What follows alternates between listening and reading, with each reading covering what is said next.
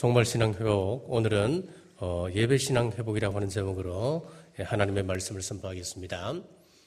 우리 신앙에서 예배만큼 중요한 것은 없습니다. 그런데 공기나 물이 흔하기 때문에 공기와 물의 중요성을 우리가 잊고 살아갑니다.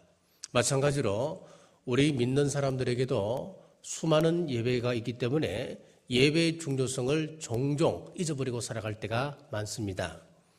자, 성경의 역사가 예배의 역사를 할 만큼 예배는 강조합니다. 우리 주님께서 마귀의 시험을 물리치실 때도 이렇게 말씀합니다. 마태복음 4장 10절 말씀에 주 너희의 하나님께 경배하고 다만 그를 섬기라. 마귀를 물리치실 때 우리 예수님께서 하나님을 경배하라. 그렇게 이야기했습니다. 자, 요한계시록에 보면은 3대 예배가 요한계시록에 등장하는데 첫 번째가 어떤 예배냐면은 오직 하나님께 예배하는 것입니다. 요한계시록 22장 9절에 보면 그가 내게 말하기를 나는 너와 내 형제 선지자들과 또 이 두루마리의 말을 지키는 자들과 함께 된 종이니 그리하지 말고 하나님께 경배하라 하더라.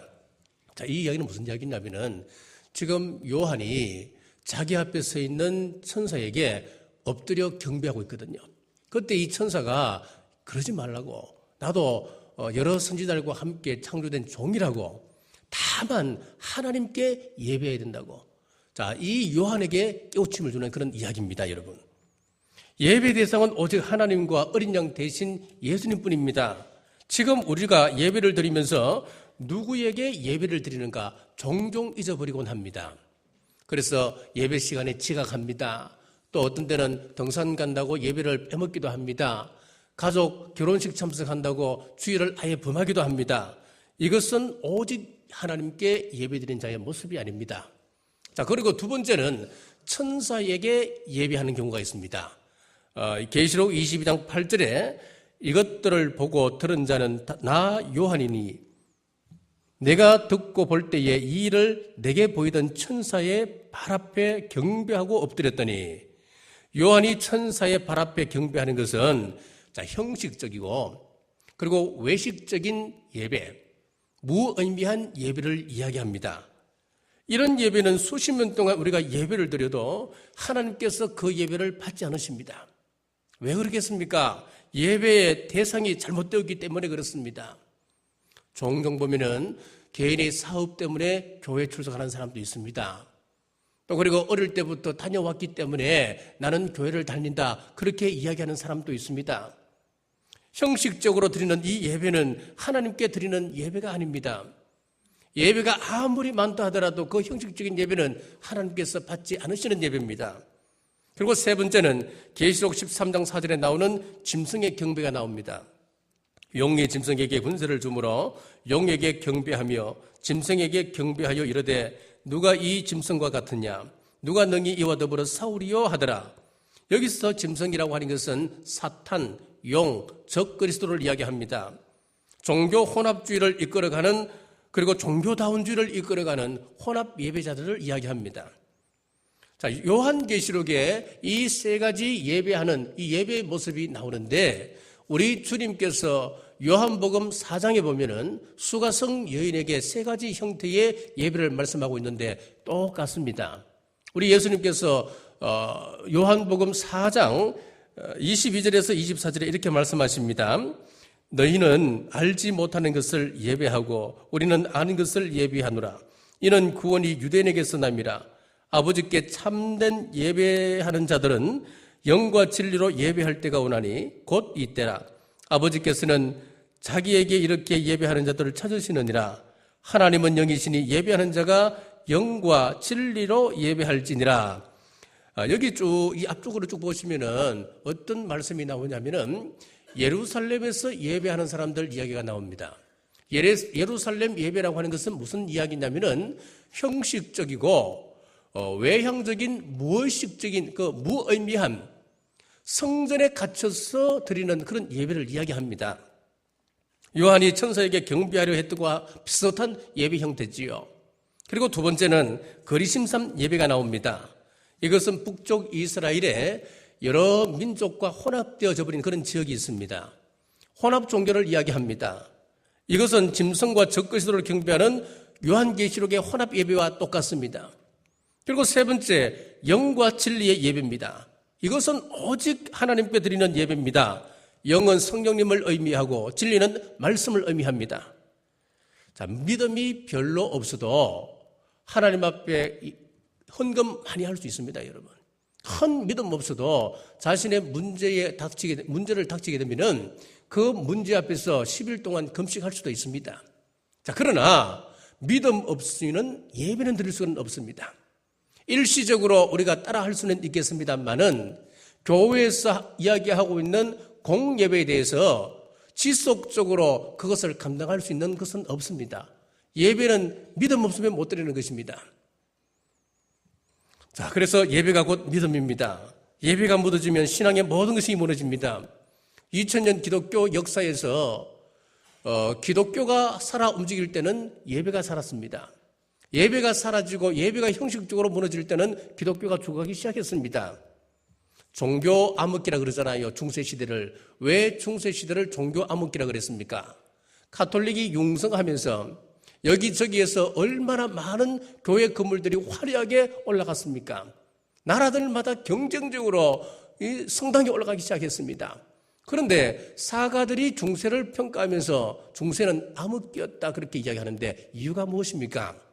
그것은 예배가 형식적으로 흘러가는 시대였기 때문에 그렇습니다. 그 속에 영과 진리로 드리는 참 예배가 없습니다. 그래서 지금 또 우리 하나님은 진리와 영으로 드리는 예배자를 찾고 계십니다. 우리의 예배 신앙을 한번 점검해 보십시오. 지금 나의 예배 중에 공예배를 얼마나 드리고 있는가, 이것만이라도 우선 한번 체크해 보십시오. 지금 나는 예배의 은혜를 받고 있는가? 나는 하나님 앞에 예배드리면서 그 속에 감사가 있고 그 속에 참 기쁨으로 드리고 있는지 이것부터 한번 체크해 보십시오. 자, 오늘 본문에 보면은 예배 승리자의 한 모델이 나오는데 바로 야곱입니다. 야곱의 인생을 한번 보십시오. 그의 인생을 보면은 특별하게 우리에게 감동을 줄 만한 신앙의 한 모델로서 우리에게 감동을 줄 만한 신앙의 요소들이 있는지 한번 찾아보십시오. 별로 없습니다. 야곱은 태어날 때부터 먼저 태어나기 위해서 어떻게 합니까? 형의 발목을 붙잡고 나오지 않습니까, 여러분? 서로 태중에서 싸우지 않습니까? 그만큼 이 사람은 약삭빠른 사람이었고 무언가를 자기가 움켜쥐고자 하는 그런 욕망이 있는 사람이었다는 이야기예요. 그래서 성장하면서 형의 장자권을 팥죽 한 그릇에 그냥 교환해버립니다. 얼마나 교활합니까? 아버지로부터 형에게 물려줘야 될 그 축복을 아버지를 속이면서 형의 축복을 빼앗아버립니다. 외삼촌 집에서 20년 동안 생활하면서 그가 외삼촌을 속여가며 자신의 재산을 불려갑니다. 인간적으로 보면은 도덕적이지 못한 사람입니다. 우리가 본받을 만한 구석이 하나도 없는 사람이 바로 야곱이었습니다. 그랬던 그가 인생 최대의 죽음 위기 앞에서 그의 모습을 한번 잘 보십시오. 오늘 읽었던 31절 제가 다시 한번 읽습니다. 야곱이 또 이르되 내게 맹세하라 하며 그가 맹세하며 이스라엘이 침상 머리에서 하나님께 경배하니라. 자, 히브리 원어로 보면은 경배라고 하는 단어와 예배라고 하는 단어가 똑같습니다. 히브리서 11장 21절에 보면 이때 상황을 이렇게 말씀합니다. 믿음으로 야곱은 죽을 때에 요셉의 각 아들에게 축복하고 그 지팡이 머리에 의지하여 경배하였으며, 히브리서 11장은 여러분 잘 아시는 대로 믿음의 영웅들의 이야기, 믿음의 명예전당 그렇게 별명을 붙이고 있습니다. 여기에 수십 명의 이스라엘의 위대한 믿음의 영웅들 이야기가 등장하고 있습니다. 어떤 사람은 이름만 등장하기도 하고 또 어떤 사람은 짤막하게 한 줄씩 그 사람이 어떤 사람 삶을 살았기 때문에 이 믿음의 명예전당에 올 수밖에 없었던가 짤막하게 소개하는 사람도 있습니다. 자, 그런데 이 믿음의 명예전당에 이 야곱이 당당하게 그 이름을 올리고 있습니다. 올리고 있는데 야곱의 생애를 딱 한 줄로 묘사하기를 어떻게 묘사하느냐 하니까 지팡이 머리를 의지하여 경배하였다. 요 한 줄 딱 들어가 있는 거예요. 그럼 이해가 안 되는 겁니다. 왜 야곱이 믿음의 명예의 전당에 올라갈 수가 있었고 또 올라갈 수밖에 없었던 그 이유를 한 줄로 묘사하면서 그가 지팡이 머리를 의지하여 하나님께 경배했다. 그 이유를 들고 있는데 이해가 안 되는 거예요. 여러분 이해가 되십니까? 지팡이 머리 하나 의지하여서 그가 하나님 앞에 경배하였다. 그것이 뭐 그렇게 중요합니까? 그런데 지금은 조금씩 이제 이해가 되고 깨달아지기 시작합니다. 이 야곱의 생애를 한번 보십시오. 이것 이외에 그가 인생의 전환점을 맞았던 사건들은 굉장히 많습니다. 외삼촌 집에서 20년 동안 생활하다가 고향으로 올라올 때에 하나님께서 지금까지 야곱의 인생을 완전히 뒤바꿔버린 사건이 하나 있습니다. 야복강에서 기도 사건이었습니다. 그 야복강에서 지금까지 남의 것을 훔치고 뺏고 옮겨잡았던 그 인생을 완전히 뒤바꾸는 사건. 밤새도록 천사와 씨름하면서 그의 인생이 바뀌기 시작하는 거예요. 얼마나 복에 대해서 사모했던지 그 천사가 이기지를 못합니다. 동이 떠오르기 시작합니다. 천사가 갈 수가 없으니까 마지막 수단으로 환도뼈를 내리셔서 불구자로 만들어버리고 그가 축복하면서 떠나가지 않습니까? 얼마나 인생에 있어서 전환적인 그런 사건입니까? 이런 이야기가 들어오면 저는 이해하겠습니다.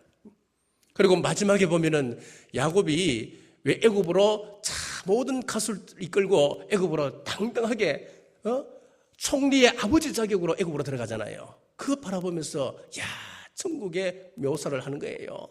이런 야곱이 인생에서는 그렇게 고달팠습니다만은 마지막에 그 신앙 하나 붙들고 애굽의 그 가나안 땅에 천국의 화려한 입장을 한다. 그렇게 해석하고 그렇게 받아들이면 그것도 충분하게 명예 전당에 들어갈 수 있는 자격이라 그렇게 이야기하면 저는 이해하겠습니다. 그런데 이런 거 다 빼버리고 야곱에 있어서 가장 위대한 한 사건, 지팡이 머리 하나 의지하고 하나님께 경배하겠다. 죽어갈 때에. 여러분 이해되십니까? 여러분 이 이야기는 무슨 이야기냐면은 야곱의 예배신앙을 이야기하는 겁니다. 그 침상 머리에서 하나님 앞에 경배하였다. 이제 기진맥진하여서 모든 기분이 다 하여서 일어설 수도 없고 몸을 가눌 수도 없는 그 상황 속에서 창세기 47장 31절에서는 그가 침상 머리에 앉아서 하나님을 경배했다 그렇게 나오고 히브리서 11장 21절에서는 지팡이 머리 겨우 의지하여 그 자리에 일어나서 하나님을 경배하고 그는 죽었다 그렇게 나온단 말이에요. 여러분 이것이 한 번만에 가능하겠습니까? 그 사람이 일생 동안 다른 것은 몰라도 하나님 앞에 예배드렸던 삶이라는 것을 알 수가 있는 것입니다. 야곱의 인생에서 가장 우리에게 잘했다고 평가를 받는 것이 무엇이었다는 거예요? 그의 예배신앙이었다 그 이야기예요. 여러분 사랑하는 여러분, 야곱은 인격적으로 보면 형편없는 사람이었고 자기 죄와 자기 욕심으로 인하여서 늘 넘어질 수밖에 없는 사람이었습니다. 하지만 그러한 야곱이라 할지라도 예배만큼은 놓지 않았고 그것이 하나님께서 야곱을 붙잡아 주시고 애정을 가지시는 이유였다고 하는 것입니다. 우리는 예배를 통하여 하나님 만납니다. 예배를 통하여서 우리 스스로 어찌할 수 없는 인생의 위기를 극복하게 됩니다. 예배 신앙 붙잡게 되면 죽음의 위기까지도 극복할 수가 있습니다. 자, 애굽에서의 위기를 극복한 야곱같이 한번 되십시오. 예배 신앙을 한번 붙들어 보십시오. 이 신앙이면 이 생에서는 물론이고 천국에서도 우리는 승리자임을 믿으시기는 여러분 되시길 간절히 바랍니다. 요한계시록 14장 13절에 보시면은 또 내가 들으니 하늘에서 음성이 나서 이르되 기록하라. 지금 이후로 주 안에서 죽는 자들은 복이 있도다. 자, 이 말씀은 대환란 때 순교한 성도들의 이야기를 하고 있습니다. 그러면서 주 안에서 죽는 자가 복되다 그랬습니다. 여러분은 어떤 죽음을 맞이하고 싶습니까? 주 안에서 죽고 싶습니까? 야곱처럼 죽고 싶습니까? 죽음을 앞에 두고 마지막 남은 기력을 다하여서 침상 머리에서 예배한 그 야곱처럼 저는 그렇게 죽고 싶습니다. 기사를 우리가 깊이 생각하면서 여러분의 고백으로 이 찬양을 같이 한번 부르겠습니다. 찬송가 338장 우리 4절 같이 한번 부르겠습니다. 야곱이 잠 꿰요 일어난 후 돌단을 쌓은 거 본받아서 숨질 때 되도록 널 찬송하면서 좁게도 나가기 원합니다.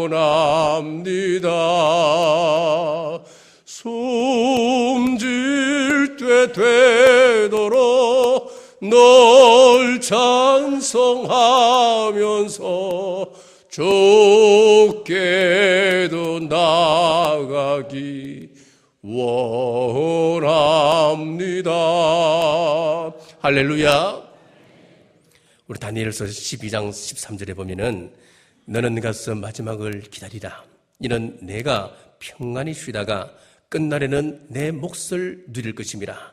자, 이 말씀에서 고난 중에 충성했던 이 다니엘에게 주어진 위로와 축복의 말씀인데, 여기서 마지막이라고 하는 것은 죽음을 이야기합니다.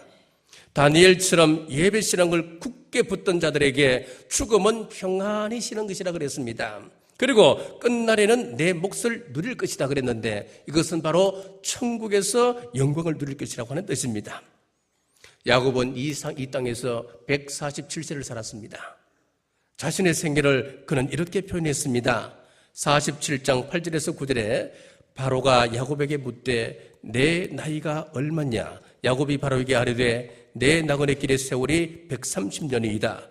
내 나이가 얼마 못되니 우리 조상의 나그네 길의 연조에 미치지 못하나 험악한 세월을 보내었나이다 하고, 야곱의 나그네 같은 그 인생길, 그런 험악한 인생길이었다, 그렇게 한마디로 묘사하고 있습니다. 대부분의 사람들에게 야곱의 이 고백이 여러분의 고백이 될 것입니다. 이 세상은 야곱처럼 문제가 많고 위기의 연속입니다. 게다가 인생의 끝에 죽음이라고 하는 가장 큰 문제를 우리는 누구나 다 겪게 되는 것입니다. 자, 여기에 예배신앙은 모든 위기에 대한 단순하고도 강력한 극복책입니다. 여러분에게 어떤 위기가 있습니까? 개인적인 위기입니까? 그렇다면 모든 염려를 뒤로하고 우선적으로 예배에 한번 집중해 보십시오. 여러분의 가정에, 여러분의 자녀에게 큰 문제가 생겼습니까? 그렇다면 우선적으로 예배에 힘써 보십시오. 우리 교회에, 이 민족에 문제가 있습니까? 염려거리가 생겼습니까? 모든 염려를 뒤로하고 우선적으로 예배에 힘써 보십시오. 인생 최후의 죽음의 위기가 있습니까? 그때도 모든 염려를 뒤로하고 우선적으로 예배에 힘써 보십시오. 이것이 성경이 말씀하시는 위기 극복책입니다. 진리는 단순합니다. 진리는 쉽습니다. 누구나 따라할 수 있는 것이 진리입니다. 야곱이 최후의 죽음의 위기를 예배신앙으로 극복했다고 한다면 이 진리는 이 시대에도 나에게도 동일한 것입니다. 예배를 통해 하나님은 여러분을 만나주시며 모든 위기를 극복해 주실 줄 믿으시길 바랍니다. 오늘 애굽에서 인생의 마지막 위기인 죽음의 위기를 극복한 야곱처럼 우리에게 어떤 종말이 주어지든 죽음 앞에서까지 우리 하나님 의지하며 예배신앙을 굳게 하고 우리의 예배신앙을 이 마지막 때 다시 한번 점검하는 이번 기회가 되시길 주님의 이름으로 축복합니다. 기도하겠습니다. 새벽을 깨워서 하나님 앞으로 인도하신 은혜를 감사합니다. 야곱에게서 인생의 가장 큰 위기인 죽음의 위기, 야곱은 예배신앙으로 죽음을 극복한 그 야곱을 통하여서 우리 또한 예배신앙으로 마지막 때를 잘 준비하게 하여 주옵소서. 우리 경주남부교회 한 군속도 천국에서 소외되지 아니하도록 우리 남부교회 온 성도들 붙들어 주옵소서. 마태복음 10장 기도합니다. 마태복음 10장 7절 우리 남부교회 성도들 천국 가게 하여 주옵소서. 10장 8절 천국 가는 그날까지 건강을 지켜 주옵소서. 많은 분들이 건강으로 인하여 어려움을 겪고 있습니다. 사랑하는 자여, 내 영혼이 잘된 같이 범사가 잘되고 강건할지어다. 마태복음 10장 12절 기도합니다. 우리 성도들 가정과 직장과 생업에 우리 하나님의 평안이 있을지어다. 우리 자녀들에게 하나님의 평안이 있을지어다. 부부관계에 평안이 있을지어다. 이 모든 말씀 믿음대로 될지어다.